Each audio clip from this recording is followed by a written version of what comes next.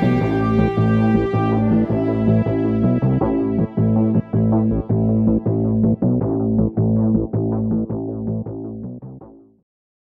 afternoon. It's Thursday, the 1st of September 2016. Welcome to UK Column News. I'm your host, Mike Robinson. And joining me today via Skype is Mark Anderson from American Free Press. Welcome to the program, Mark. Thank you. Good morning here in Texas. So how's the weather over there? Too early to tell, but it's been plenty hot. Very beautiful time of year, actually. Okay, well, let's get straight into it then. Got lots to cover today, and we're going to start off with Tim Cook and Apple and tax. According to Tim Cook, who of course is the CEO of Apple, all this EU tax business is what he's describing as total political crap. Now, I think this is a little bit disingenuous. It's mostly political crap, but not entirely, I think. Most of the mainstream coverage of this, for most of that, they discuss the implications. They talk about appeals against the ruling, which could take years to resolve. They say that if the European Commission wins in the end, that the decision will reset the balance of power on tax policy in Europe. They say that in the sense that while national governments will still be able to set their own tax rates, that the European Commission would have the final say on how national rules are implemented. And the mainstream media is saying that success for Apple and Ireland might take some of that pressure away, and it might give national governments some more leeway. But they describe EU-US relations as being strained. So I was wondering, is there any other policy area where EU-US relations are strained at the moment? And of course, there is one, and that's TTIP. And as we pointed out, that both Germany and France, we pointed this out a couple of days ago, at least on the face of it, claiming that TTIP is dead. Well, we'll come back to this in a second. As for the Apple corporation tax saga, of course, this has been dragging on for years, not just Apple. So here we've got the mail from 2012. Google do evil, they said. Furious ministers and MPs rage at web firms' devious and unethical ways of avoiding tax in Britain. And also from 2012, tax rage at Apple and Amazon. So this has been going on for a very long time. Let's just remember that in May 2013, David Cameron wrote to all the leaders, to leaders of British offshore tax havens, saying that they needed to get their houses in order. And this was just prior to the G8 summit in 2013, also just prior to the Bilderberg conference in 2013. And Cameron said in this letter, as you know, I've made fighting the scourge of tax evasion and aggressive tax avoidance a priority for the G8 summit, which the UK is hosting next month. Remember, this is 2013. And Cameron went on to say, I'm looking into all the overseas territories and crown dependencies to continue to work in partnership with the UK in taking the lead on two critical issues, tax information exchange and beneficial ownership. And the letter was sent to the leaders of Bermuda, the British Virgin Islands, Cayman Islands, Gibraltar, Anguilla, Montserrat, Turks and Caicos Islands, Jersey, Guernsey, and the Isle of Man. This, of course, subsequently, a couple of years later, led to the Panama Papers revelations. And the Panama Papers were supposed to be a surprise to everybody.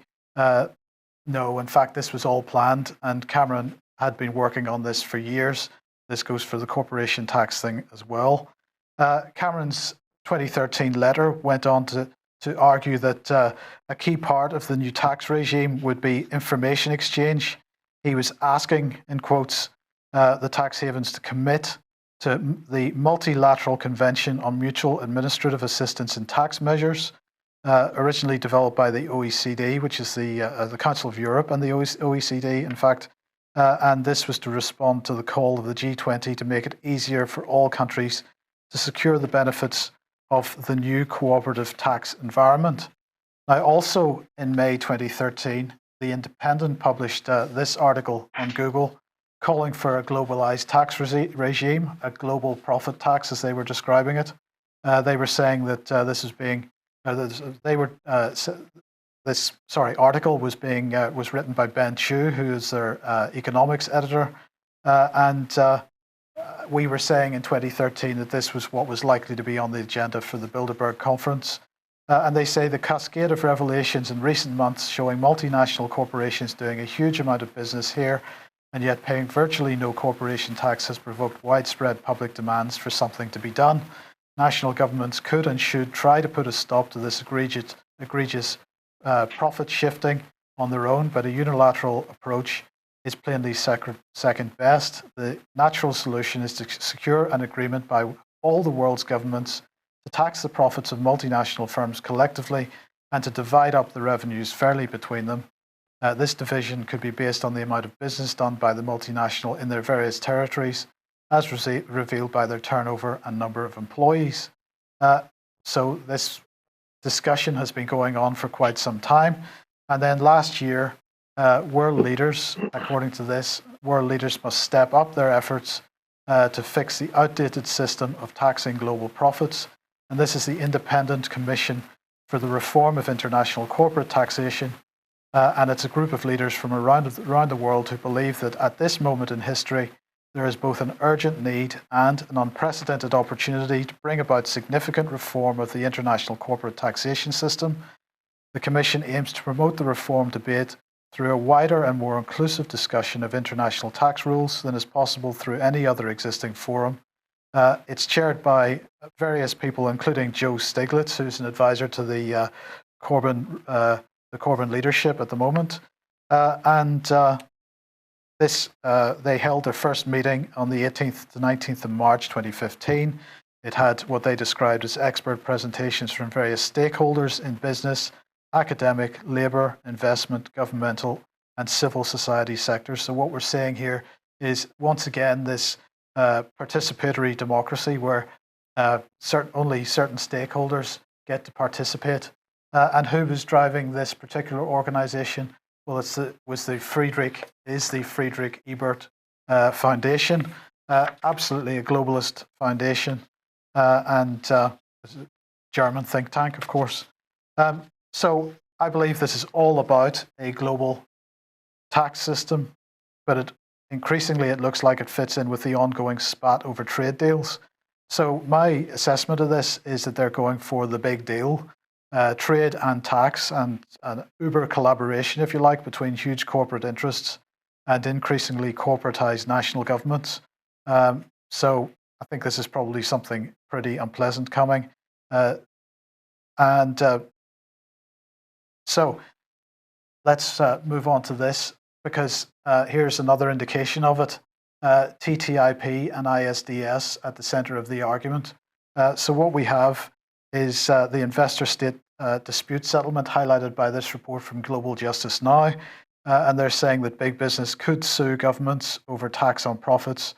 And they're saying that ISDS threatens tax justice in a number of ways. They're saying under the current system, states can and have been sued for changing tax laws, revoking tax breaks, and increasing corporate income and other tax. So, Mark, that's how I see it. I see this as being part and parcel of the whole argument over TTIP. TTIP stalled on one hand, and this global corporation tax hassle going on for years, never actually seeming to make any political progress over the last 4 or 5 years. And we get to the point where we've got both corporations and governments at each other's throats. Do you think I'm right? I think you're very close, if not spot on, Mike. Hopefully I'm coming through well. I have some new infrastructure of my own here for communication on Skype. It's very interesting. From the big picture standpoint, this is similar to the American system around the year 1907, when there was the Great Panic of 1907. And what that did was create this whole atmosphere of the public wanting justice, demanding justice, because the economy was going through these gyrations and these steep uphills and downhills.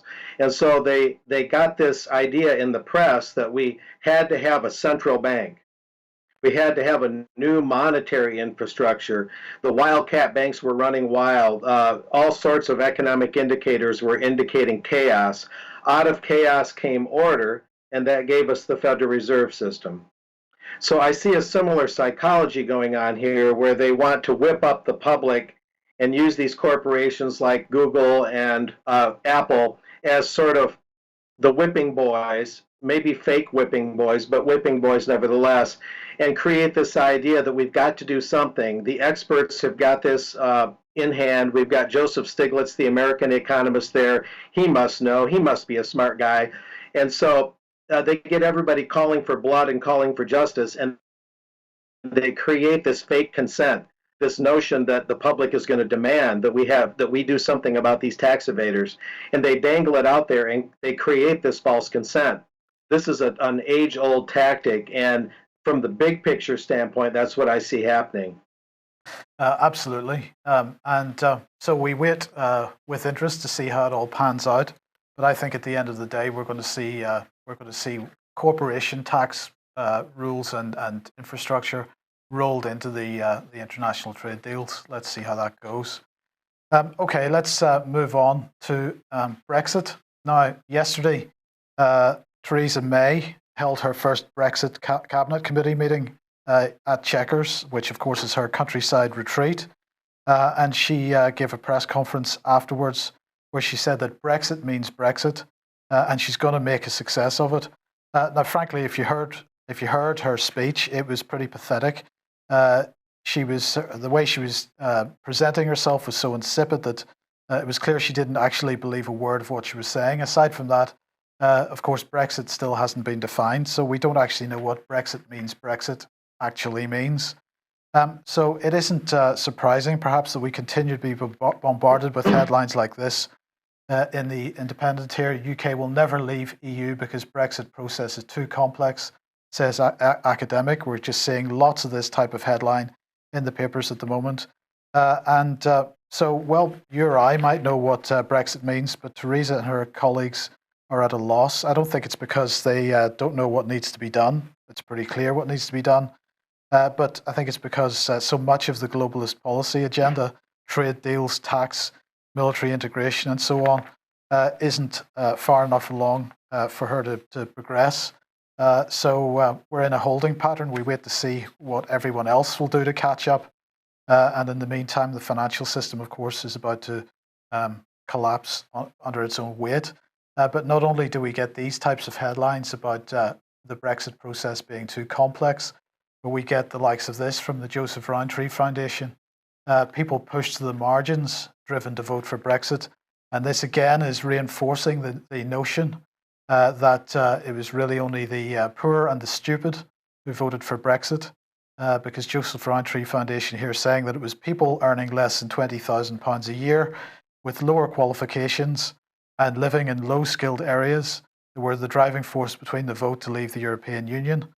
This, they said, was a double whammy of low skills and lack of opportunity. That low earners, low skilled workers, and left behind places drove the leave vote, and that the government must deliver a Britain to work for all to heal the divisions. So that's probably why Theresa is now pushing her other initiative, because she also yesterday chaired the Social Reform Cabinet Committee, which is going to make Britain better for everyone, apparently, not just the privileged few. And she said, at the same time as helping the most vulnerable, we must pursue social reform in a much broader sense to help make life easier for the majority of people in this country who just about manage. And she went on to say, you might have a job, but you don't always have job security. You might have your own home, but you worry about paying a mortgage. You can just about manage, but you worry about the cost of living and getting your kids into a good school. So while we continue to help the worst off, we'll also be focused on the millions of people for whom life is a struggle and who work all hours to keep their heads above water. Well, this is, of course, what does she mean by social reforms? What are the social reforms that she's going to attempt to pursue? And Mark, it is just staggering to me how many of the current policy agendas are being pushed through under the umbrella of Brexit, because Brexit has changed everything, while in the meantime, Brexit has actually changed nothing. Once again, Mike, as we talked about a minute ago with the tax thing, there's psychology involved here, a kind of behaviorism that's being taught to the public. The Brexit passage on June 23rd is encouraging, and it's a good thing in a sense, But if nothing ever happens with it, while at the same time people think it was a big victory, that creates this chasm by which the establishment can pass all these other reforms in the way that you're saying. A false sense of accomplishment, a false sense of security for those Brexiters that approved that so-called exit. But unless they activate Article 50 and go through the process in the Lisbon Treaty by which any EU member can supposedly leave the EU, unless they do that, Britain remains a member of the EU, lock, stock, and barrel, 100%, and nothing has changed. This is something that we've got to keep square in the public mind. Absolutely, and just that what you say is absolutely correct. But of course, Article 50 is one mechanism for leaving. There are others, including revoking the 1972 Act, which brought us in the first place. But there you go. Yes. Right. So there are other opportunities. But of course, there's so many vested interests involved in this, and there's so much fighting. And this is absolutely what we said was going to happen back in January, February, when we started talking about this this subject. We said that if the vote was to leave, which we believed it was, this was going to start a period of huge faction fighting and discussion for potentially years about how we actually leave, what Brexit actually represents, what does it actually mean, what kind of negotiations do we need to have, what kind of treaties do we need to have afterwards. It's exactly what was obvious to us at the time, and there's no end in sight for this. Theresa May saying Brexit means Brexit, but of course Brexit doesn't mean Brexit until after the end of the year at the earliest. They've put 3 people in charge of this process that are at each other's throats within the cabinet. So it's impossible to see how there can be any progress on this in the near term. I would add about the TTIP thing. This is important. This covers both our tax discussion, a few minutes ago, and Brexit now. TTIP and the TPP, these trade deals, people need to understand these are a completely new socio-economic infrastructure of the world government. They're a governing system unto themselves, complete with these investor dispute private tribunals, these private courts. And when you have TTIP, you have a different infrastructure into which Britain will be inserted along with the EU and the United States. And as I put on my blog, thetruthhound.com recently, that that they've been talking about since before Bilderberg. And even if Brexit were to happen on paper, once Britain joins the transatlantic community full bore through TTIP, that'll be even more embedded than you were just being a member of the EU. You'll be even more embedded as this Atlanticist member. Right. It's a larger infrastructure, and plus, the passage of TTIP, even though it's stalled now, would help cement a global tax because they'll just put the global tax within the machinery of TTIP.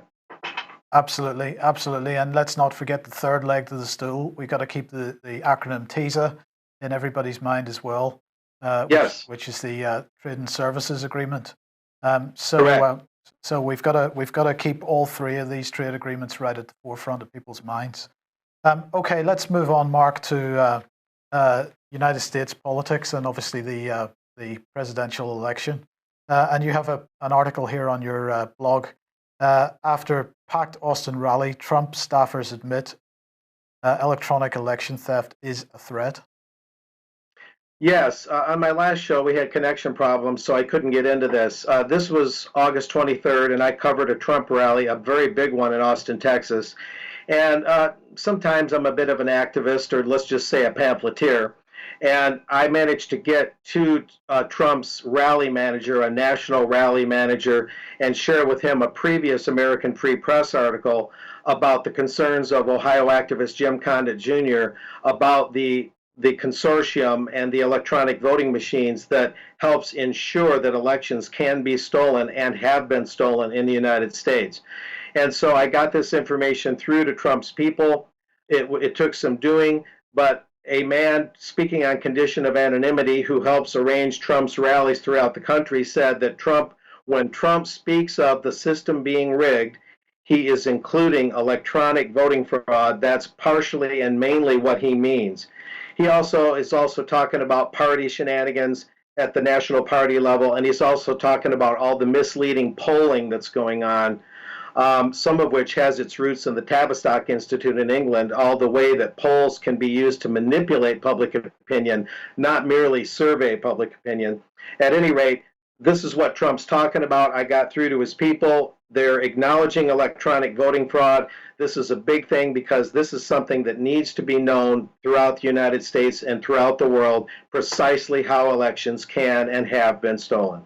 And so who are the election night gatekeepers then? Well, they're the big media outlets. What I see on my screen here that you're showing is not very large. Okay, here we go. The main ones, according to Jim Condit Jr. of Ohio, who spent a lot of time with the vote fraud pioneers, the Collier brothers, they wrote the book Vote Scam, are ES&S, one of the voting machine companies, that's Election Systems and Software in Omaha, Nebraska, Halt InterCivic, a voting machine company based in Austin, Texas, Dominion Voting. I don't recall right offhand where Dominion's located, but those are the three machine manufacturers, ES&S in Omaha, Halt, InterCivic, Austin, and Dominion.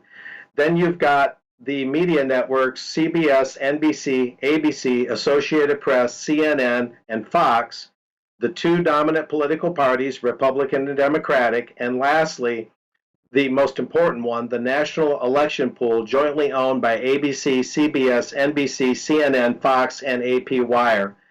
And the National Election Pool is this consortium by the media that receives all the vote tallies from the electronic voting machines via the counties and the intermediate governments in the U.S. and pools the election results together, National Election Pool, as the name indicates, and then the media outlets can only report the results as they're processed through the National Election Pool, which is connected to the voting machine companies.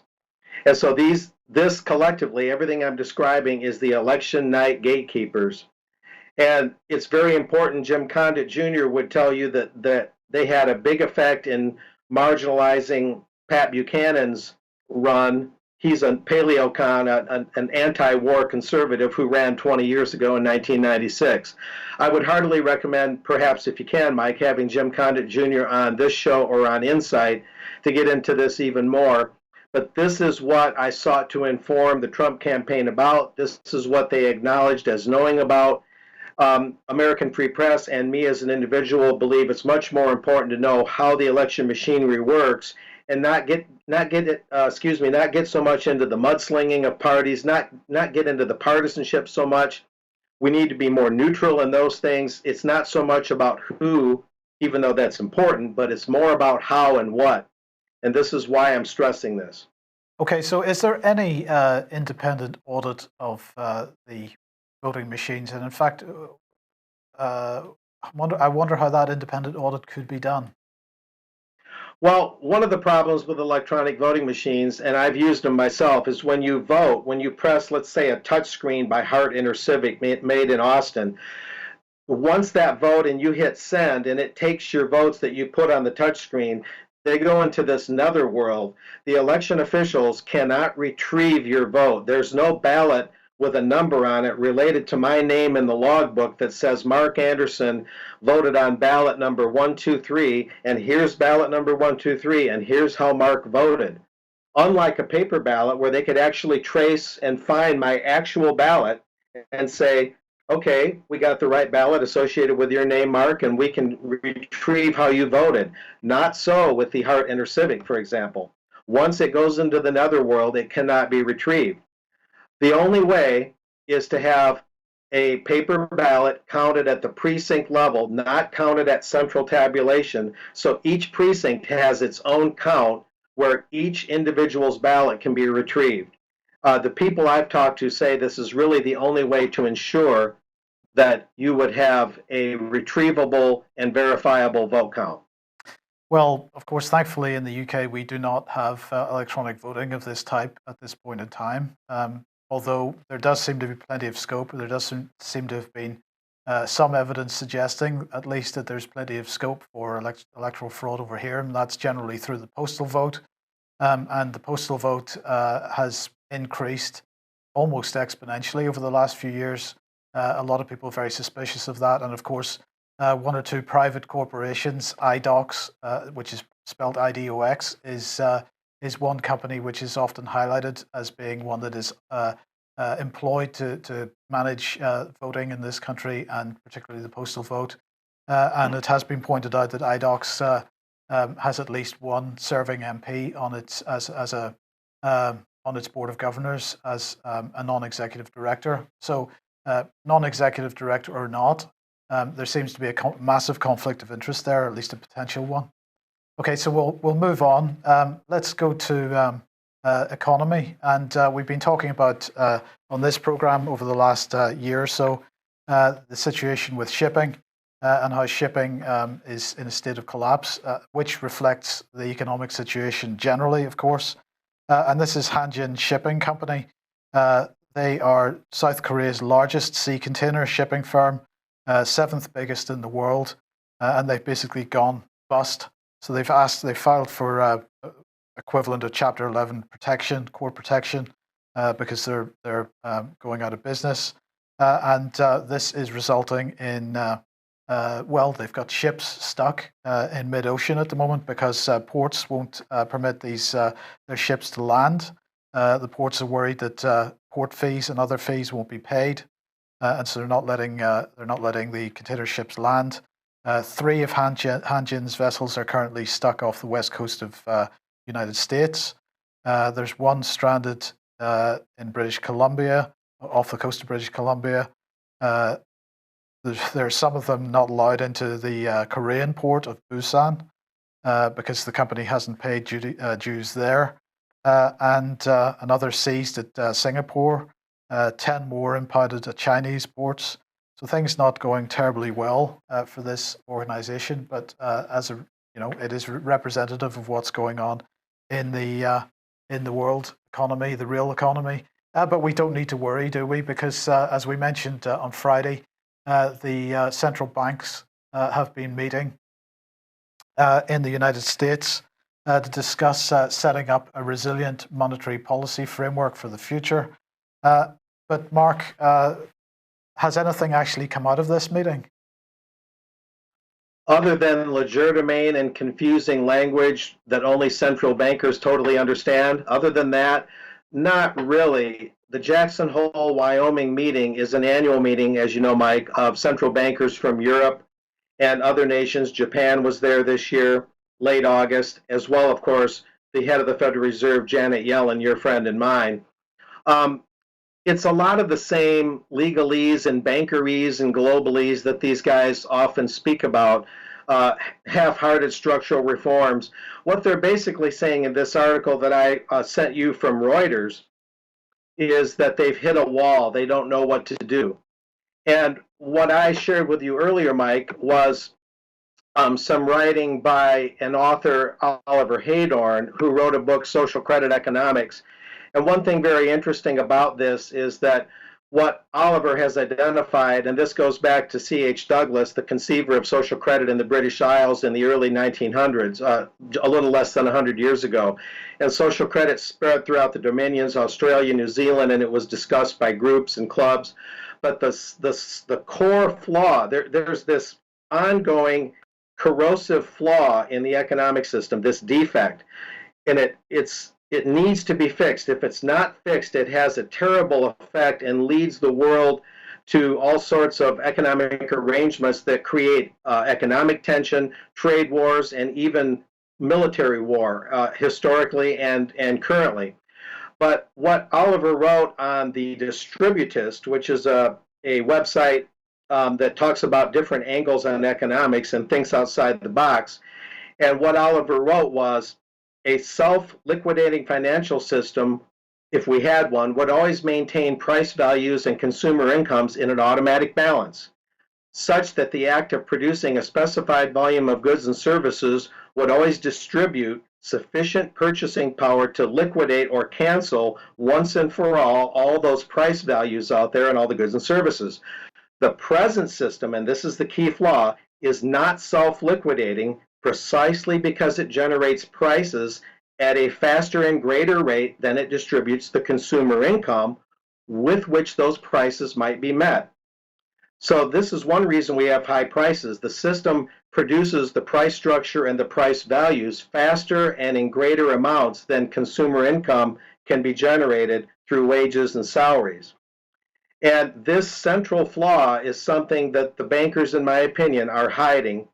And if this corrosive flaw is not fixed, then all economies throughout the world are always going to suffer from the fact that this is neglected.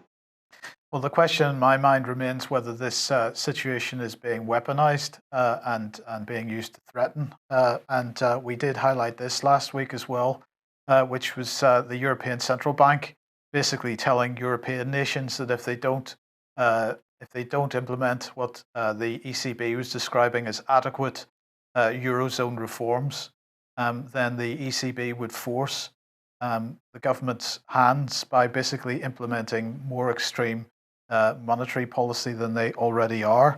But we should also just highlight this article from Zero Hedge, because Deutsche Bank, of course, probably the most bankrupt of any of the European banks, has calculated how much stock market value, in inverted commas, because it's not really value at all, has been created by the action of central banks, and they took the S&P as the example of this. And what Deutsche Bank has said is that they believe that the S&P is being inflated by 40% as a result of central bank action.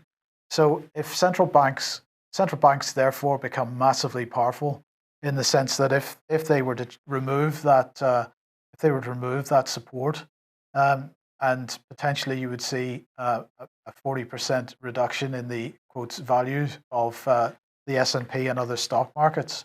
They're basically holding the world to ransom. This isn't anything that we don't already know. But one of the other things that seems to have come out of this Jackson Hole meeting is that it's increasingly apparent that central banks are coordinating their action around the world. And of course, a word or a phrase or a name which is rarely, if ever, mentioned in the mainstream press is the Bank for International Settlements. And this is the central bank of central banks. And certainly the coverage of this latest Jackson Hole meeting, confab, doesn't really seem to mention the Bank for International Settlements at all. And so the question then has to be, are the central banks coordinating policy around the world? Well, of course they are, but that in itself isn't legal, is it? Well, certainly it's not constitutional in the traditional American sense. I don't know exactly how that would work constitutionally speaking in Britain or the Dominions and so on and so forth. When the Federal Reserve was created, many congressmen, including Charles Lindbergh Sr., the father of the famed aviator, spoke of the now we have a money trust that will override the will of the people and override the sovereign government itself. We've created the largest trust on earth, he said, apart from all the other trusts that had a lot of power in the early 20th century. So Mr. Lindbergh was a leading voice in Congress against the Federal Reserve Act, also known as the Aldrich Bill, and he saw this huge trust coming. And now what you're talking about, Mike, is it's become a world trust. The Bank for International Settlements out of Switzerland being probably the nucleus of this atom, and the central bank of the central banks. And now they have this world trust, and the Jackson Hole meeting, as you say, is where they compare notes and they coordinate. And they do hold the world ransom through the stock support you mentioned, by hiding the flaw, the financial system, the core flaw that I mentioned a few minutes ago from the social credit author Oliver Hadorn and others that have pointed to that. And this is what they do. They're part of the parallel shadow government along with this trade structure that they're trying to enhance through TTIP and TPP. It's their own infrastructure that is completely undemocratic in nature and privatizes the vote through electronic voting machines. Therefore, voting is privatized. The monetary system is privatized. Everything is based on a corporate government collusion, collaboration, and privatization. It all becomes very apparent that they want all the different parts of the machine working along the same lines. And the Jackson Hole thing is a lot of the same confusing legerdemain and ambiguous so-called problems and solutions that they always talk about. The average person has trouble reading the tea leaves and understanding exactly what they're saying. Yeah, indeed. Okay, well, let's move on to a related issue then, which of course is mortgages, because this is the other way we're held to ransom through credit and mortgages. This article here from Business Insider saying Britain's latest rise in property prices is just the calm before the storm. They're saying house prices in the UK grew by 5.6% on an annual basis in August, suggesting that Brexit is yet to have any real effect on the British housing market. They go on to say the rise, however, looks pretty likely to be a small blip in an upcoming downturn in Britain's property market, triggered by the economic uncertainty surrounding when and how the UK exits the EU. As I said, everything is being blamed on Brexit, but perhaps this has something to do with it as well, because RT pointing out that UK mortgage approvals have dropped to an 18-month low, so credit being withheld. The data shows that 60,912 new mortgages were approved in the first full month after the Brexit vote, a 3,000 decline from the month earlier, and the lowest total since January 2015.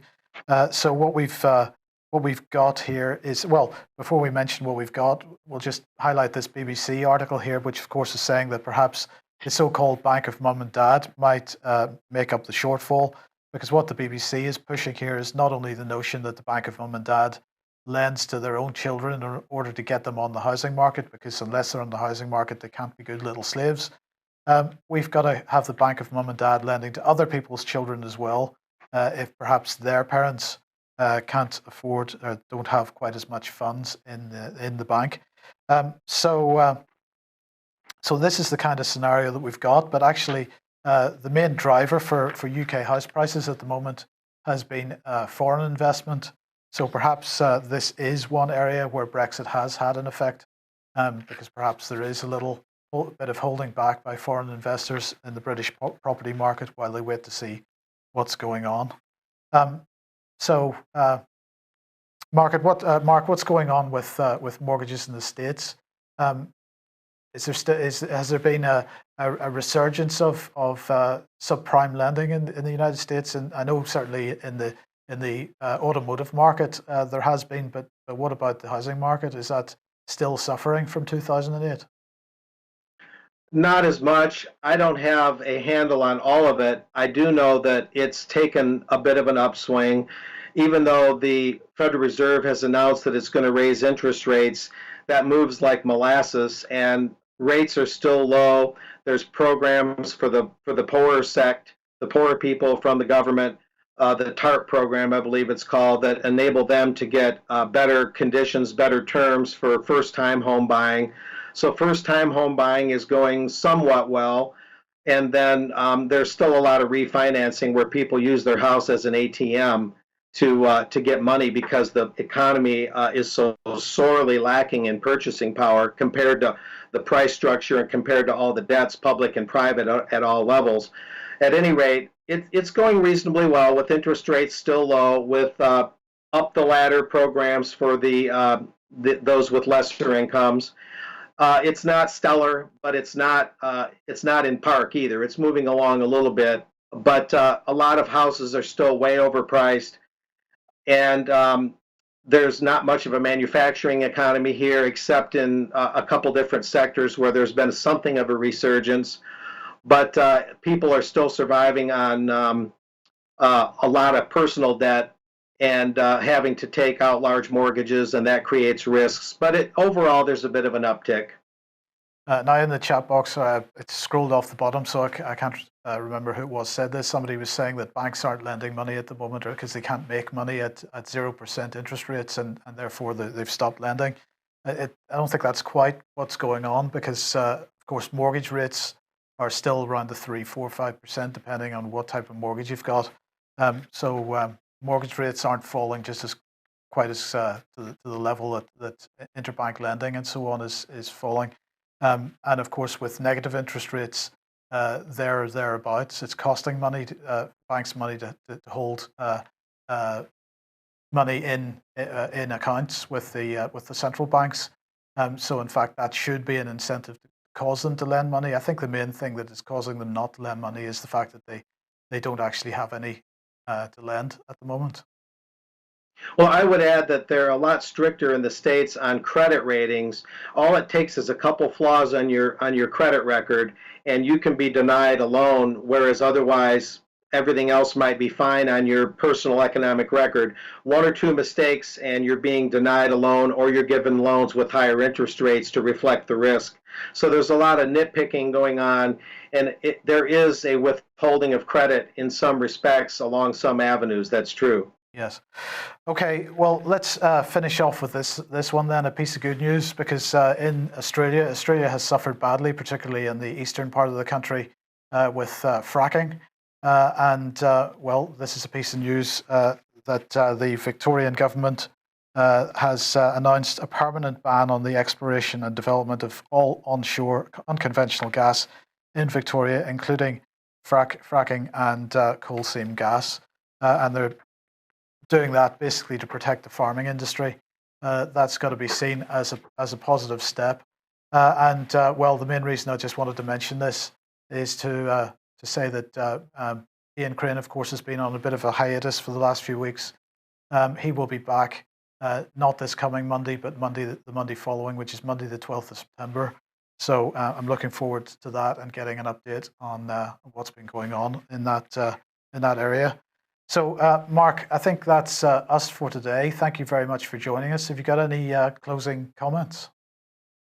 Yeah, just to add a clarifier on what I was talking about on Hadorn's book, this economic flaw that we have when we have prices overtaking income by such a large degree, what the social creditors have called for is the need for a universal dividend, where some percentage of people's income could come not through the labor system, not through the labor market, but through a interest-free issuance of newly minted money, where everyone would receive an allowance to supplement their income, and that would fix this flaw. As they say in England, mind the gap. This would be a way of minding the gap.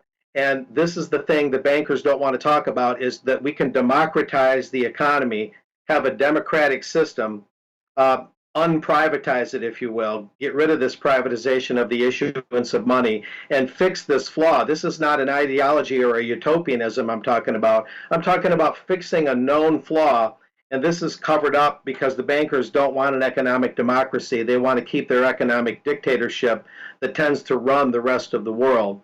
And I just need to clarify that so what I said earlier isn't incomplete. So okay, there we go. Brilliant. Thank you very much, Mark. Thanks for joining us.